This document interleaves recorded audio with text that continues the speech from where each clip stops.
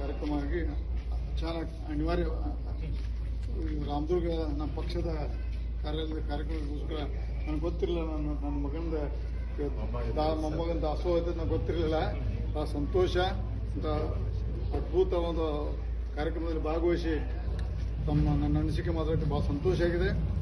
ಇನ್ನೂ ಒಳ್ಳೆಯದು, ದೇವರು ಈ ಭಾಗದಲ್ಲಿ ಇನ್ನೂ ಹೆಚ್ಚಿಗೆ ಸಮೃದ್ಧಿಯಾಗಿ ಒಳ್ಳೆ ಮಳೆ ಗಾಳಿ ಚೆನ್ನಾಗಿ ಬಂದು ಎಲ್ಲರೂ ದೇವರ ಕೃಪೆಯಾಗಿ ಕೆಲಸ ಮಾಡಲಿ. ಮತ್ತು ನಿಮ್ಮ ಮುಖಾಂತರ ನಮ್ಮ ಕುಟುಂಬಕ್ಕೆ ಎಲ್ಲ ನನ್ನ ಮೊಮ್ಮಗ ಇರ್ಬೋದು, ನನ್ನ ಮಗ ಇರ್ಬೋದು, ನನ್ನ ನಂಬಿದ ಜನರನ್ನೇ ದೇವರ